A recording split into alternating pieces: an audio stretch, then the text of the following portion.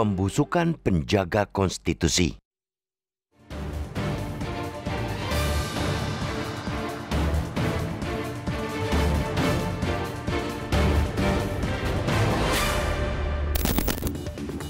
Proses penyelidikan dugaan pelanggaran etik terhadap keluarnya putusan Mahkamah Konstitusi atau MK tentang batas bawah usia calon presiden, calon wakil presiden masih terus bergulir.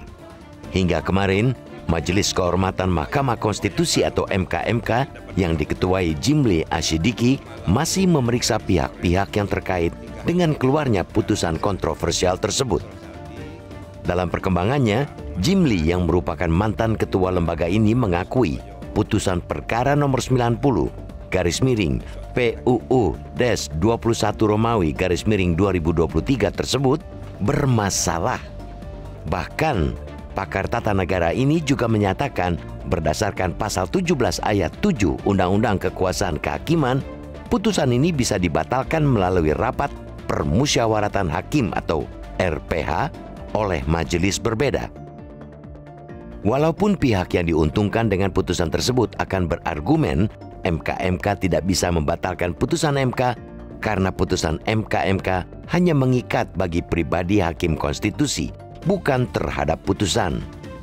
Sejauh ini, MK-MK menemukan indikasi adanya dugaan kebohongan Anwar Usman mengenai alasannya tak ikut memutus 3 perkara uji materi usia batas capres dan cawapres yang ditolak MK.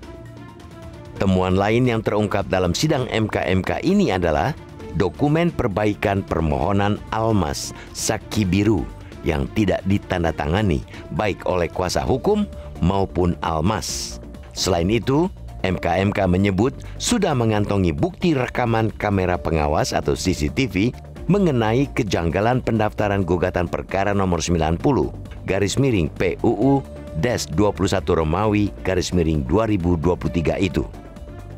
Ketua MK Anwar Usman yang menjadi tertuduh utama dalam keluarnya putusan tersebut sudah menyatakan tidak ingin mengundurkan diri, walaupun sejumlah pihaknya meminta MK-MK memecat dirinya.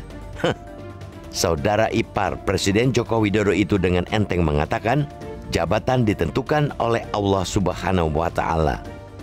Baginya puluhan laporan ke MK-MK yang dialamatkan kepada dirinya terkait pelanggaran etik itu merupakan hal wajar sebagai konsekuensi sebagai ketua MK. Sebelum MK-MK memutuskan apakah para hakim MK bersalah atau tidak dalam dugaan pelanggaran etik ini, mari kita sedikit membahas mengenai apa yang menjadi keresahan publik akibat putusan yang dikeluarkan lembaga yang dipimpin adik ipar Joko Widodo ini.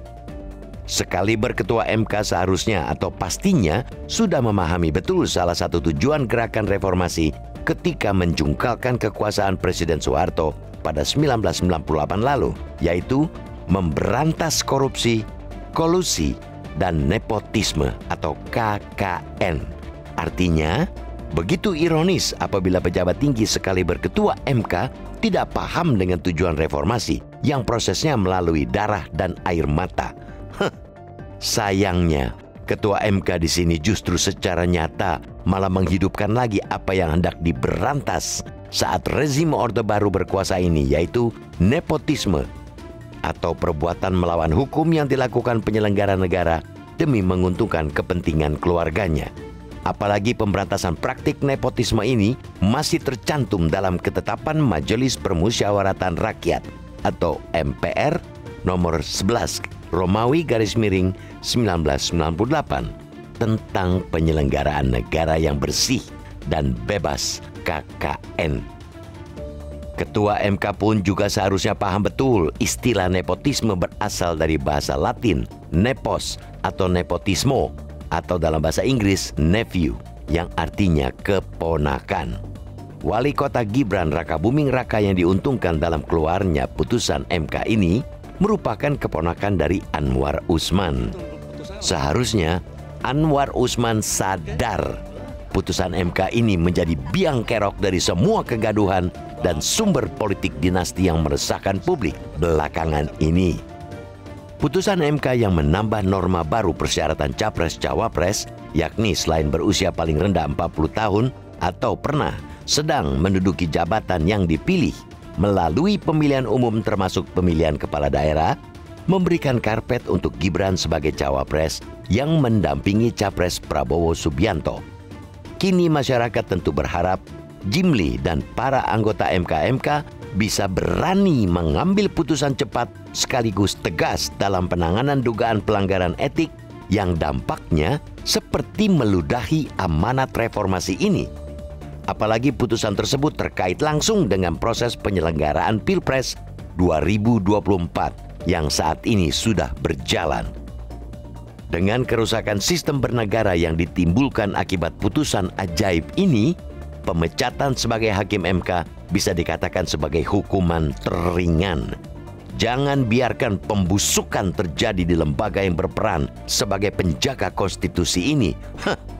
Terlebih MK akan memproses sengketa pemilu 2024, baik Pilpres atau Pilkada.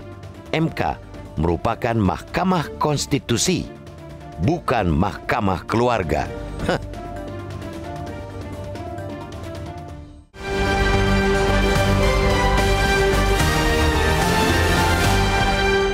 Jelajahi cara baru mendapatkan informasi. Download Metro TV Extend sekarang.